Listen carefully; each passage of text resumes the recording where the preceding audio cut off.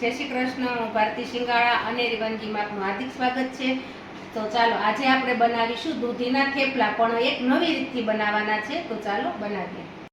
દૂધીના થેપલાની સામગ્રી બધી તૈયાર છે. અહીંયા મેં એક મીડિયમ સાઇઝની દૂધી લીધી હતી અને વજનમાં જોવો તો 200 ગ્રામ હતી. એને કૂણી લેવાની છે, કારણ કે અંદર બહુ બી હોય તો નહીં સારું લાગે, એટલે એકદમ કૂણી 200 ગ્રામ દૂધી લીધી છે. અહીંયા મેં અડધું લીંબુ લીધું છે. અહીંયા મેં 5 કળી લસણની લીધી છે અને અહીંયા મેં મરચાં લીધા છે, 2 તીખા લીધા છે. અહીંયા મેં અડધો ચમચો આમચૂર પાવડર લીધો છે, અડધી ચમચી લેવાનો છે. પછી અહીંયા મેં લાલ મરચું લીધું છે, તીખું 2 ચમચી લીધું છે. મીઠું છે તો મીઠું તમારા સ્વાદ પ્રમાણે લેવાનું છે. હળદર છે તો અડધી ચમચી છે. તલ છે તો એ પણ મેં અડધી ચમચી લીધું છે. અહીંયા મેં આપણે જે તેલનું પાવડું ઘરે ઉપયોગ કરતા હોય 2 પાવડા તેલ લીધું છે. આ કસૂરી મેથી છે તો એ પણ મેં અડધી વાટકી નાની મીડિયમ સાઇઝ છે લીધું છે. અને આ ધાણા જીરું છે તો એ 2 ચમચી લીધું છે. હવે આપણે આને દૂધીને પહેલાં આપણે સુધારીને મેં છાલ કાઢી, ડીટીયાનો ભાગ કાઢી અને મેં સુધારી નાખ્યા છે. અને મીડિયમ સાઇઝના ટુકડા પણ કરી નાખ્યા છે.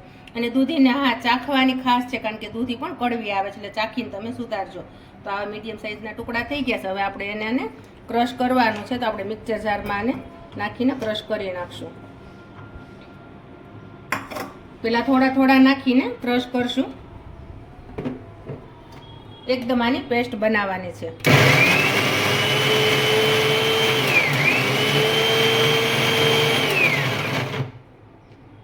હવે આમાં જગ્યા થઈ ગઈ છે, એટલે પાછા બીજા ટુકડા છે આપણે એમાં એડ કરી દેવાના છે. ત્યાર પછી આપણે જે આ લસણ છે એ લસણને એડ કરવાનું છે. આ મરચાં છે એ મરચાંને પણ આમાં જ એડ કરવાના છે. અને જે આપણે આ લીંબુ અડધું છે તો લીંબુને પણ આપણે આમાં નીચવી દેવાનું છે.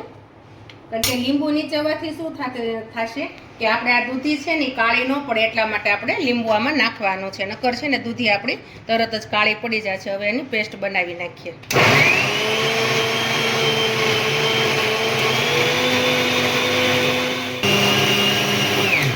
તો જો આપણી આ પેસ્ટ પણ મસ્ત રીતે થઈ ગઈ છે, એકદમ સરસ થઈ ગઈ છે. જો એકદમ આવી કરવાની છે. અંદર આખું કાંઈ પણ લસણ કે દૂધી ન રહે, મરચાં એ પ્રમાણે. તો જો આવી કરવાની છે. એકદમ મસ્ત પેસ્ટ બની ગઈ છે. હવે આપણે એને બાઉલ છે એમાં કાઢી લેવાનું છે. તો આપણે જે માપ આ હોય ને બાઉલનું એ પ્રમાણે આપણે લોટ લેવાનો છે. એટલે આપણે પહેલાં અત્યારે આ માપ કાઢવા હાટું એક આ બાઉલ લીધું છે. તો એક બાઉલ આ મેં પેસ્ટ લીધી છે. તો હવે આપણે આ 2 બાઉલ ભરીને ઘઉંનો ઝીણો લોટ લેવાનો છે, જે આપણે રોટલી બનાવીએ એ. તો હવે આપણે આ પેસ્ટ થઈ ગઈ છે તૈયાર. હવે આપણે આવા 2 બાઉલ ભરીને આપણે લોટ લઈ લઈએ એનો. આપણી જો આ પેસ્ટ તૈયાર થઈ ગઈ છે, તો એની સામે મેં પેસ્ટ છે એટલો જ મેં સામે 2 બાઉલ ભરીને ઘઉંનો ઝીણો લોટ લીધો છે, એને ચાળી નાખ્યો છે. તો હવે આપણે આ પેસ્ટ છે એને પહેલાં આપણે આમાં એડ કરશું. ત્યાર પછી આપણે એમાં મસાલા, તો આપણે ધાણા જીરું છે એ, મીઠું છે તો મીઠું આપણે સ્વાદ પ્રમાણે, તમે જેટલું ખાતા હોય ને ખારું એ પ્રમાણે. પછી હળદર, ત્યાર પછી લાલ મરચું, આ આમચૂર પાવડર છે એ પણ આમાં જ આપણે એડ કરીશું. તલ છે તો તલને પણ આમાં જ નાખવાના છે. અને આપણે જે કસૂરી મેથી લીધી હતી એ છે, તો એને આપણે આ રીતે હાથમાં થોડી ચોળી નાખવાની છે. આ રીતે ચોળી નાખો ને એટલે મસ્ત થઈ જશે. હવે આપણે જે આ લોટ લીધો છે એ લોટને એડ કરશું. આ એકદમ પોચા રૂ જેવા મસ્ત દૂધીના થેપલા થશે. કારણ કે દૂધી ખમણીને જો તમે લોકો બનાવતા હોય, પછી આપણે આ તેલ લીધું છે તો તેલને આપણે એડ કરીશું. અને દૂધી ખમણીને બનાવો ને તો એ તમે જેવા તમારે પતલા કરવા હોય ને એવા તમે ન કરી શકો, પણ દૂધીને આ રીતે ક્રશ કરી નાખો ગ્રેવી, એટલે એકદમ પતલા અને મસ્ત થશે ને એકદમ પોચા રૂ જેવા થશે. અને આ તમારે બનાવીને 2 દિવસ કે બહાર લઈ જવા હોય તો પણ તમે આને લઈ જઈ શકો છો, કાંઈ થતા નથી, આને ખરાબ પણ નથી થતું.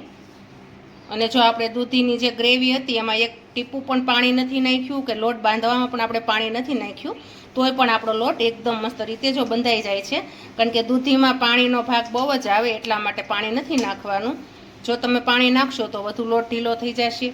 અને એ છતાંય તમને ક્યારેક એવું લાગતું હોય કડક લોટ છે, તો તમે જરાક 1 ચમચી જેટલું પાણી નાખી શકો છો. અને જો ઢીલું થઈ ગયું હોય કે દૂધીની ગ્રેવીથી આપણે પાણી બહુ નીકળ્યું છે અને ઢીલું થઈ જાય છે, તો આપણે એમાં 1 થી 2 ચમચી લોટ નાખીને વ્યવસ્થિત રીતે એને બાંધી લેવાનો છે.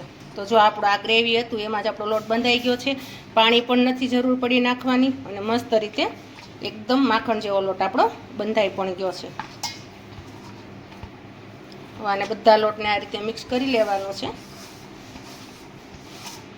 ચારે બાજુથી.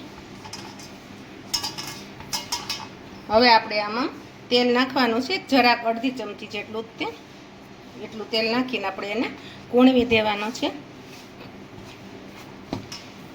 આ રીતે બે હાથે એકદમ મસળીને કૂણવવાનો છે, અને કૂણવીને આને આપણે 5 મિનિટ સુધી આને રેસ્ટ આપી દેવાનો છે, એટલે એકદમ મસાલા બધા મસ્ત રીતે ભળી જશે અંદર, અને લોટ પણ આપણો મસ્ત રીતે કૂણવાઈ જશે ને એકદમ મસ્ત થઈ જશે. તો જો આ રીતે આપણે આને ભેગો કરીને રાખી દેવાનો છે, અને જો આવો જ બાંધવાનો છે, બહુ કડક પણ નહીં ને ઢીલો પણ નહીં, અને પાણી વગર બાંધ્યો છે લોટ, કારણ કે આપણે દૂધીની ગ્રેવી છે એમાં જ લોટ બાંધ્યો છે. તો હવે આપણે આને ઢાંકીને 5 મિનિટ સુધી રહેવા દેવાનું. તો આપણે આને ઢાંકીને રહેવા દઈએ, 5 મિનિટ પછી આપણે બનાવવાના થેપલા. તો આપણે આ લોટને 5 મિનિટ રહેવા દીધો હતો, તો 5 મિનિટ થઈ ગઈ છે, અને આપણો લોટ પણ એકદમ મસ્ત રીતે સેટ થઈ ગયો છે, જો સરસ થઈ ગયો છે, અને કૂણ પણ આવી ગઈ છે એને. તો હવે આપણે આ લોટને પહેલાં તો એના ગોળા કરવાના છે, તો ગોળા આપણે મીડિયમ સાઇઝના કરવાના છે.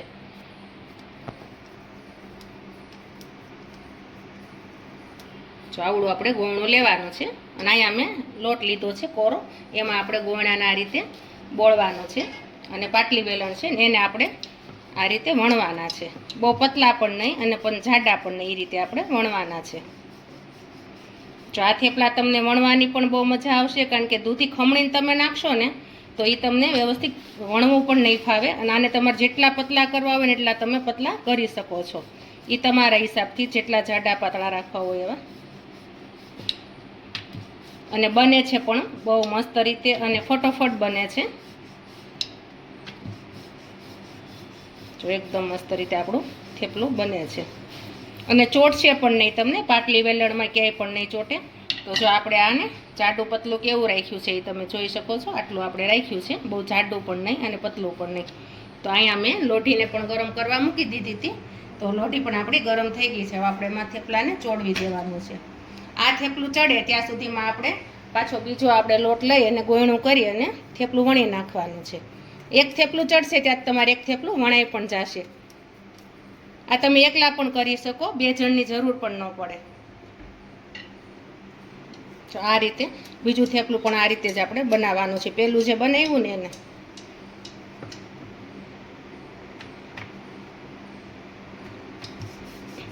જો કેટલું ફટોફટ ને મસ્ત રીતે બને, ક્યાંય પણ તમારે ચોટતું નથી આ થેપલું.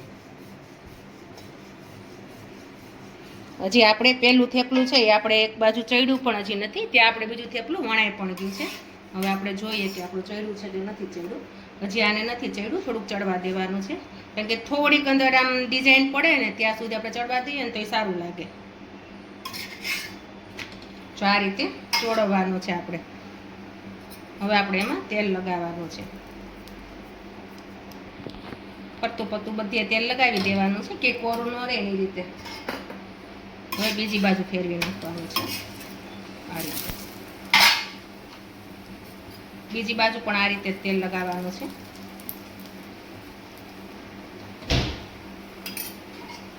જો આ થેપલા બને છે બહુ ફટોફટ અને લાગે પણ બહુ મસ્ત.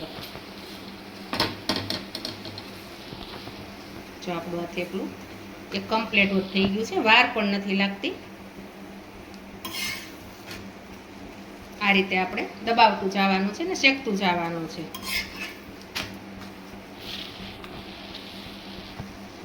તો જો એક થેપલું આપણું તૈયાર. હવે આપણે એને ડીશમાં લઈ લઈશું, પણ ડીશ મેં કાણાવાળી લીધી છે. કાણાવાળી ડીશ લેવાની છે એટલે નીચેથી વરાળ નીકળી જશે. અથવા તમે કાણા વગરની ડીશ લેશો ને તો નીચે બધી વરાળામાં રહેશે, તો તમારું થેપલું એકદમ નરમ થઈ જશે ને બગડી જવાની પણ બીક રહેશે. આપણે બીજું જે આ થેપલું આપણે વણ્યું હતું એને પણ આપણે ચોળવી દેવાનું છે. તો ચાલો આ રીતે બધા થેપલાને વણીને હું ચોળવી નાખું છું. તો એ થેપલું ચડે છે ત્યાં સુધીમાં બીજું પણ હજી ત્રીજું થેપલું પણ બનાવું છું. તો આ રીતે જ હું બધા થેપલાને વણીને ચોળવી દઉં છું.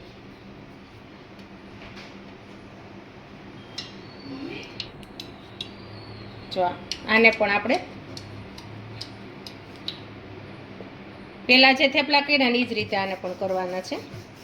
જો આ પણ ફટોફટ થાય છે.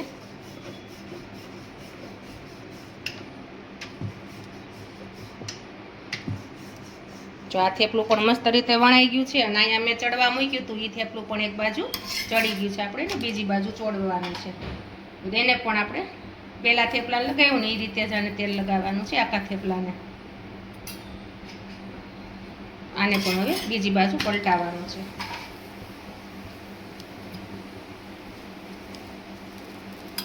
થેપલા તો ઘણી પ્રકારના થતા હોય. મેથીના થશે, કોથમરી આદુ મરચાંના થશે, ખાલી તમે જીરું નાખીને પણ કરી શકો અને આ દૂધીના પણ કરી શકો. પણ દૂધીના જાજે ભાગે બધા ખમણીને કરતા હોય છે.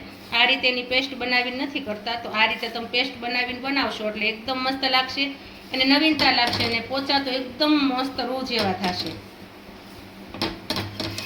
જો આપણું આ થેપલું બીજું પણ મસ્ત રીતે બની ગયું છે. તો ચાલો આને હવે હું કાઢી લઉં છું પ્લેટમાં. જો આ થેપલું પણ આપણું તૈયાર. તો આ રીતે હું બધા થેપલાને બનાવી નાખું. તો આપણા દૂધીના થેપલા છે તૈયાર. એની સાથે મેં દહીં લીધું છે અને દહીંને થેપલા ખાશો તો એકદમ મસ્ત લાગશે અને પોચા રૂ જેવા અને એકદમ ટેસ્ટી અને મસ્ત બન્યા છે. તમે જરૂરથી મારી રેસીપી ટ્રાય કરજો. વિડીયોને લાઈક કરજો, શેર કરજો, સબસ્ક્રાઈબ કરજો. જય શ્રી કૃષ્ણ.